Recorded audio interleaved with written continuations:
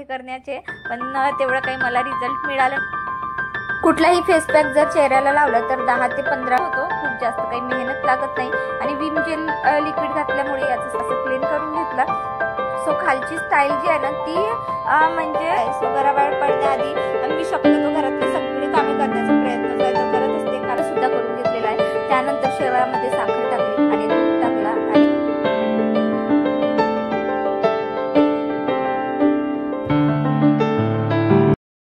Hello, good morning friends, welcome back to my channel. तर कसे आहात तुम्ही सगळे? आय होप तुम्ही सगळे खूप छान आणि मस्त मजेत असणार. सो आज आहे शनिवार म्हटलं की माझ्यासाठी तर खूप साऱ्या कामांचा दिवस असतो. यात शनिवारी मी मोस्ट ऑफ द टाइम जे आहे ना म्हणजे वॉशिंग एरियाची क्लिनिंग करत असते. टॉयलेट, बाथरूम, वॉश बेसिंग, त्यासोबतच सेल्फ केअर सुद्धा करत असते. सो काल रात्री झोपताना केसांना इतका चपचप ऑइल लावला होता ना की तुम्ही ते ऑइल बघू शकता, अक्षरशः पूर्ण चेहऱ्यावर उतरलेला आहे. तर म्हटलं चला आता 10 मिनिट जे आहेत ते मस्त अशी हेअर मसाज करून घेऊया. तसं तर माझे हेअर्स खूप छोटे आहे आणि मला म्हणजे मी प्रयत्न केले बरेचदा, खूप सारे घरगुती उपाय सुद्धा केले हेअर्स मोठे करण्याचे, पण तेवढं काही मला रिझल्ट मिळालं नाही कारण ते जेनेटिक असतात. सो माझे हेअर्स तसेच आहेत, म्हणजे माझे हेअर्स माझ्या आईवर गेलेले आहेत. तिचेही फारसे खूप काही लांब केस नाही, त्यामुळे माझेही तेवढे लांब केस नाही. तसं तर चिव जेव्हा झाली होती ना तेव्हा माझे भरपूर लांब केस झाले होते, पण माझ्या मूर्खपणाने मी ते केस गमावून बसले. तर चला असो, जेवढे केस बाकी आहेत तेवढ्याच केसांची आता जे आहे ते मस्तपैकी आपण केअर घेऊया. म्हणून आता हेअर मसाज करून घेतली छान आणि आता इथे जुडा बांधून घेते. सो हेअर मसाज केल्यानंतर तुम्ही चेहऱ्यावर माझ्या बघू शकता इतका म्हणजे ऑइल, पूर्ण ऑइली स्किन जी आहे ना ती होऊन गेलेली आहे. तसं तर हेअर्स जे आहे म्हणजे हेअर्सला ऑइलिंग जे आहे ना पूर्ण रात्रभर किंवा रोज असं हेअर ऑइल करण्यात काहीच म्हणजे फायदा नाही आहे. तर आपण केस वॉश करण्याच्या 2 तासापूर्वी जरी आपण हेअरला ऑइलिंग केली तरी पण म्हणजे खूप त्याचा रिझल्ट जो आहे तो चांगला मिळत असतो. त्यानंतर चेहरा माझा इतका डल दिसत होता म्हणून मी एक घरगुती फेस पॅक जो आहे तो तयार करून घेतलेला होता. सो यूट्यूबवर बघितलं, सध्या मला पिंपल्स आहेत म्हणून मी इथे हर्बल आयुर्वेदिक नीम फेस पॅक जो असतो ना तो घेतला. म्हणजे निंबाचं पाल्याचा पावडर जो असतो ना तो मुलतानी मिट्टीच्या पॅक सोबत येत असतो, तर तोच पावडर घेतला. त्यामध्ये 2-3 ड्रॉप मी सहज टाकले आणि थोडंसं बेसन टाकून मी याचं घोळ जे आहे ते तयार करून घेतला. म्हटलं चला आता चेहऱ्याला हेच लावून घेऊया. तसं तर मुलांची जी आहे ना अंघोळ वगैरे झाली होती. ॲक्च्युली मला मुलांच्या स्कूलमध्ये पॅरेंट्स मीटिंगला सुद्धा जायचं आहे. सो वेदांत आणि चिवचे पेपर वगैरे जे आहेत ते शो करणार आहेत. त्यासाठी वेदांत खूप एक्सायटेड आहे, त्याची एक्साइटमेंट तुम्ही बघू शकता. म्हणजे थोड्या वेळांनी येऊन तो मला सांगत आहे की मम्मा तुझं झालं नाही का, अंघोळ झाली नाही का, आपल्याला 10 वाजता जायचं आहे. सो 10 ते 1 वाजेपर्यंतचा टाईम दिला आहे. म्हटलं चला आधीच सगळे घरातली कामे करून घेते, त्यानंतर मग त्याच्या स्कूलमध्ये जे आहे ते जाऊन येते. तर अशा प्रकारे पूर्ण फेसला जो आहे तो हा फेस पॅक मी इथे लावून घेतलेला आहे.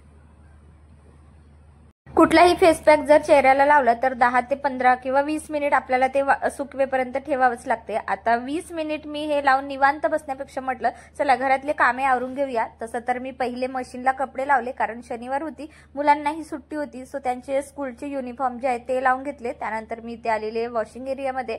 तर मला हे बेसिंग आणि हा मिरर जो आहे तो क्लीन करायचा होता. तर माझ्याकडे असं विम जेल लिक्विड आहे आणि याच्याने बेसिंग जर म्हणजे वॉश केला ना तर खरंच खूप छान येत असतो. कारण मी 2 गोष्टीचा अनुभव घेतलेला आहे, एक तर हार्पिक आणि दुसरा विम जेल. सो हार्पिकने जर हा बेसिंग जो आहे तो क्लीन केला ना तर त्याच्यातले छोटे मोठे सगळे डाग निघून जातात. पण जर चुकून तो स्टीलच्या या नळाला लागला तर मग त्या नळाचं सुद्धा म्हणजे अगदी तो ऍसिड असतो हार्पिकमध्ये, मग त्याचा कलरच खूप असा चेंज होऊन जातो. म्हणून मी शक्यतो आता 2 ते 3 वेळ झालं मी आता विम जेलनी जे आहे ना हा वॉश बेसिन क्लीन करून घेते. अगदी चकचकीत होतो, खूप जास्त काही मेहनत लागत नाही आणि विम जेल लिक्विड घातल्यामुळे याचा स्मेल खरंच खूप छान येत असतो. सो एका ताराच्या घसणीने पूर्ण हा वॉश बेसिन मी घसून काढला, अगदी टॅप सुद्धा घासून काढला, छान पाण्याने वॉश करून घेतले. त्यानंतर मिररला जे आहे मी इथे कॉलिन मारून ठेवलं होतं. कॉलिननी मिरर खरंच खूप छान असं अगदी क्लीन होऊन जातो आणि त्याला क्लीन करण्यासाठी हा माझा मॅजिकल हँड आहे, त्याच्याने मी पूर्ण हा मिरर असा चकचकीत करून घेतला. अगदी वॉश बेसिन टॅप सुद्धा याच्याने पुसून काढलं आणि एकदा का याच्याने पुसून काढलं तर छोटा मोठा जो काही धूळ असतो, मळ असतो, तो सगळं निघून जातो. त्यानंतर फक्त 5 मिनिटात हे काम माझं झालं होतं. म्हटलं चला आता माझ्याकडे बराच वेळ आहे म्हणून याच वेळेमध्ये मी टॉयलेट सुद्धा क्लीन करून घेते.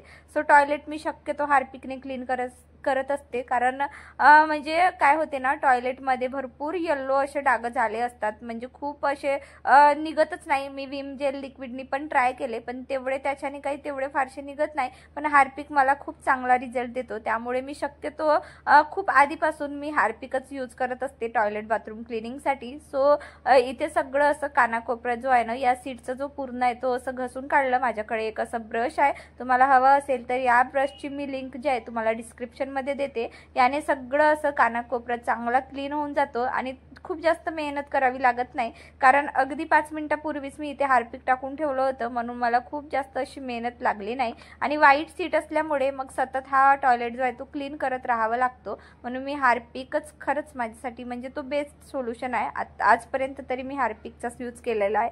आता फ्युचरमध्ये बघूया काय होते. तर त्यानंतर सगळं बाथरूम असं क्लीन करून घेतलं. सो खालची स्टाईल जी आहे ना ती म्हणजे सिमेंटची आहे, आणि सिमेंटवर हार्पिक टाकूनही त्याचा काहीच उपयोग होत नाही. मी हे बरेचदा नोटीस केलं होतं, म्हणून मी इथे विम जेल लिक्विडच घेतलं. त्यानेच हा बाथरूमची टाईल्स जी आहे ती पूर्ण अशी घसून काढली, सोबतच सगळे नळ वगैरे सगळं असं घसून काढलं आणि अगदी पाणी मारून आता हा टॉयलेट जो आहे तो असा छान चकचकीत झालेला आहे.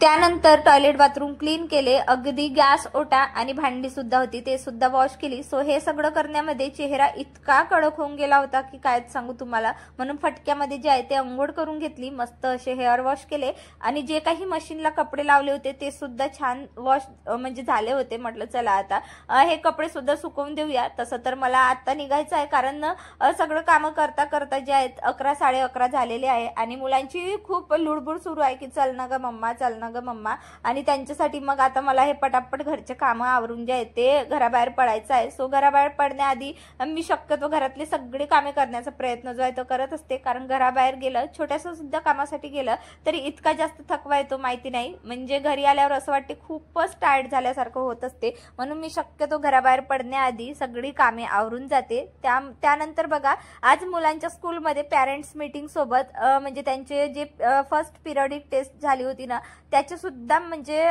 पेपर शो करणार आहे, त्याचे मार्क्स सुद्धा माहिती होणार आहे. त्यामुळेच चिऊ आणि वेदूची खूप लुडबुड सुरू आहे. तर म्हटलं चला आता सगळी कामे आवरून जे आहे, मी स्कूलमध्ये गेलेली होती पण तिथे मी काहीच शूट केलं नव्हतं. म्हटलं म्हणजे शाळेमध्ये कधी कधी अलाउड नसतं आणि मग कोणी काही बोलेल, म्हणून मी तिथे काही फारसं तेवढं शूट केलं नाही.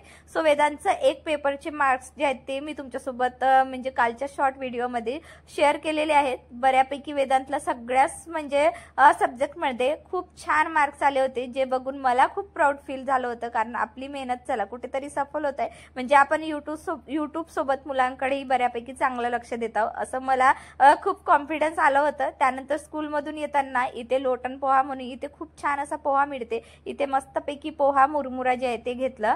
त्यानंतर दिवसभर घरातली छोटी मोठी कामे करून आता व्हिडिओ डायरेक्ट सायंकाळी शूट करताय. सो चिऊसाठी जे आहे ना शेवयाची खीर बनवत आहे, तर इथे शेवया छान तुपामध्ये भाजून घेतलेली आहे आणि अगदी दूध असं मस्त गरम करून घेतलेलं आहे आणि घट्ट सुद्धा करून घेतलेला आहे. त्यानंतर शेवयामध्ये साखर टाकली आणि दूध टाकला आणि या स्वीटनेस सोबत मी आजचा व्हिडिओ इथेच थांबवते. तुम्हाला आजचा व्हिडिओ कसा वाटला मला कमेंटमध्ये नक्की सांगा. चलो बाय.